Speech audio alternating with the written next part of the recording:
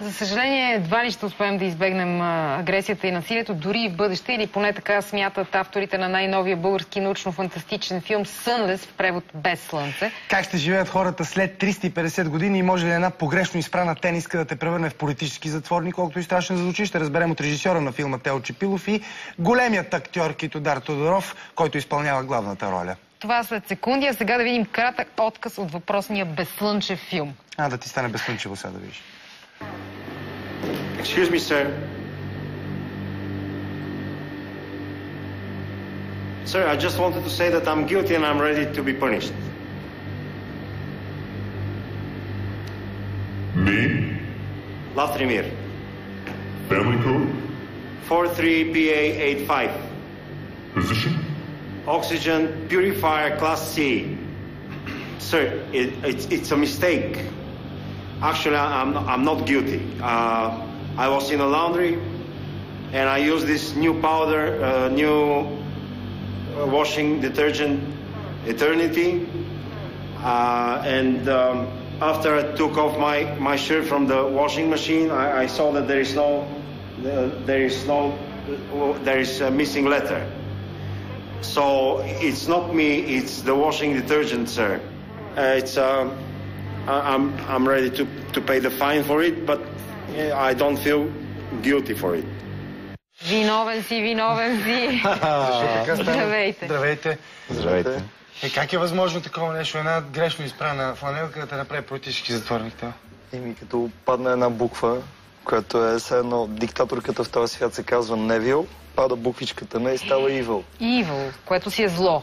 Защо на английски? Защото пробвахме го на български и научна фантастика на български седи малко странно. По-достоверно ви изглежда, така ли? Не, в интерес на истината. Всъщност не знам. Но пледираш на английски там пред съдийката, или т.е. пред съдията гледам. Да, той целият филм е на английски. Да. Трудно ли ти беше с английски да се оправиш от това да те питам? Аз, каквото знам, това си казвам. Не ми беше трудно. Добре, разкажи ни как се роди това нещо. Как се роди филма? Да. Цялото нещо всъщност беше от една хвърчаща идея, смисъл. Една нощ слушах музика, примерно, и си представих този началния кадър, как човек с окови върви и го водят някакви такива гардове в бъдещето. И оттам се почнах да се чудя какво ли му се е случило на този човек да го осъдят. И ми хрумна най-налепото нещо, което може да ти се случи. Примерно ти да си съдбата по такъв начин да се намеси, че от нищо да стане нещо и така. Което става често, между. Това е като фарс, нали? Да, това е всъщност нашия свят. Антиутопия, по-скоро. Аз лично си представях непрекъснато Бразилия, защото там беше подобна ситуация. Сгрешиш се една буквичка и един пич отиде в затвора. Точно. И колко време... Защото света е прекалено обвързан с бюрокрация и с дреболии. Това е голям проблем. И с егото, очевидно, на някои политически лидери. Това не е толкова важно. Проблемът е, че бюрокрацията съсипва нещата. Няма човешки диалог. Когато всичко се определя от някакви правила, които са измислени, е проблем. И когато трябва да се спазват тотално, е проблем. Тук, например, в тази сцена със съдията, той в крайна сметка се изпълнява задълженията. Т.е. той не е виновен за това. Така пише в наказателния кодекс, примерно. Даже още по... Ние всъщност тази сцена с идеята много добре, че пуснах точно нея, защото това е най-близкото от съвременния свят. Защото много често ти се случва да си пред бюрото на някакъв човек, който седи на компютъра, цъка нещо и чака да му дойде обяда. И ти седиш и целият ти живот зависи от този човек. И той казва, аз нищо не мога да направя, то системата е такава, съжалявам, господине. И край. И с лека ръка ти казвам, не става. И край, оправи се. Отива да обяда. Както в нашите ситуации. Последният случай, в който самите вие сте се озовавали в подобна ситуация. Със сигурност имате такива. Ние за филма се озовахме в такава ситуация. Сериозно? Много смешно, Разкажи. Понеже нас ни трябваше ни техника и от Техническия университет имаше в музея на Техническия университет. Можехме да вземем техника, която да е странна и да я направим да изглежда по-футуристично. При което получаваме разрешение да вземем техниката, само че човека, който стопаниса техниката, не иска да ни даде разрешение, освен ако Боби Пенчев, с който заедно направихме филма, не му напише лично със собственоръчно молба. Само че Боби Пенчев е живял в Германия и в Канада цял живот и не може да пише на български. И почва да рисува като иероглифи и аз седа само и гледам половин час как не може ли някой друг да го напише и той само да се подпише? Аз даже опитах да кажа, аре ще напишем в коридора, нали, да го напишем уж. Обаче не. Той къде е пред мен? Пред мене. Напишем, той така рисуваше едни иероглифи половин час, беше велико. И край на краищата ми позволиха, да. Последният изблъсък с абсурдността на системата. В България, тъй като е малко по-анархистично настроено, всички са по-анархистично настроени, включително хората на системата, в това има нещо много приятно. Аз всъщност се радвам, че си мазохист явно. Не съм, напротив. Смятам, че по този начин почваш да се изявяваш по-човешки. Например, с полицията, с всеки един... В смисъл, независимо дали в бюрокрацията работи човек или в системата, по какъвто и да е начин участва в системата. Тук специално вярвам, че човек може човешки да се разбере. Примерно да кара пиян и за 20 лева на полицая. Дори това има диалог някакъв. Не казвам, че е хубаво, не казвам, че е лошо. Казвам, че има разговор между две личности. И това е чудесно. Аз не харесвам, когато системата е взела върх.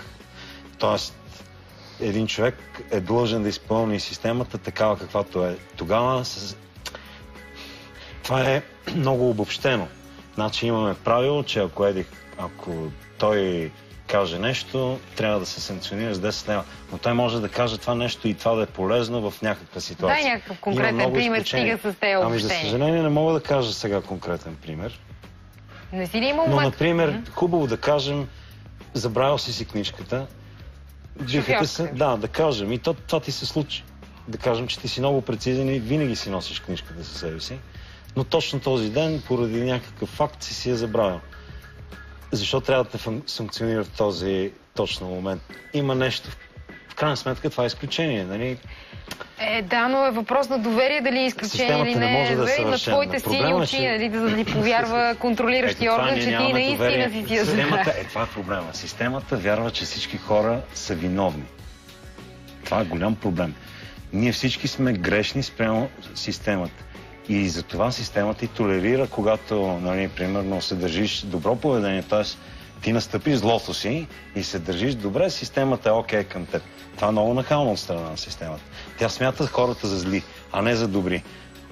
Аз смятам, че по-хубаво да вярваме, че хората са добри. И да им прощаваме. И да им прощаваме, защото прошката е част от израстването на човека. Тоест, на един човек, когато му се прости, така, има голям шанс той да се поправи. Системата обаче е натъкна обратния принцип. Всички са зли, затова дайте да ги смазваме. И когато те се държат добре, тогава могат да живеят добре в системата. Мен това ми харесва. Да разбирам да не търсим хепи енд в Сънлес. Дарк е цялата история? Дарк е, да. То си е черна комедия и ние, понеже е такава антиутопична история, накрая няма хепи енд. Мисъл, има си. Фатално завършва всичко. Казваме, да, кой убиеца. Добре, кажете къде и кога могат да гледат хората филма, ама ако може без търговски марки, като го казваме. Тази вечер могат да го гледат в НДК. Премиерата всъщност е... Ами то е Софийската премиера, защото вече сме го пускали на фестивала Балчик. И да, в... Едно заведение близо до София, т.е. близо до НДК. До вход А3 на НДК. Предполагам, че Google може да помогне на всеки, който... Колко часа? От 8 часа. От 20 часа. Знам, че нямаме време, но все пак... В кинематограф, които ни помагат. Те са организации, не са марки. Тяло, нямаме време, много кратко. Трудно ли е, защото всички се оплават? Много ли е трудно човек да направи филм в България? Ами, оказа се, че е много трудно, обаче няма невъзможни неща. В смисъл, на нас ни помогнаха ни с едни 2500 лева, успяхме да направим научна фантастика, което уж било невъзможно. 2500 лева? Да. Това ли видите ли? Да, In the Palace фестивала ни подкрепиха. Те пари отиват за техника, за да, това е абсолютно човешки ресурс. Човешки ресурс е free of charge, може би, за да може... Като правиш научна фантастика, казваш... Защото ти не можеш да си позволиш да платиш на Китодар, ако трябва да взимаш професионален актьор. В смисъл, 120 000 евро нагоре. И то на снимачен ден. Да, но като правиш научна фантастика, казваш само, да снимам един филм, научна фантастика. Давай! Ето сега, защото няма готова жанр и всички са готови, да. Да, всички са фанали. Добре, благодарим, успех на филма. Кито, чакам те в интернет, там да нашите въпроси. Ние с него играме научно фантастични игри.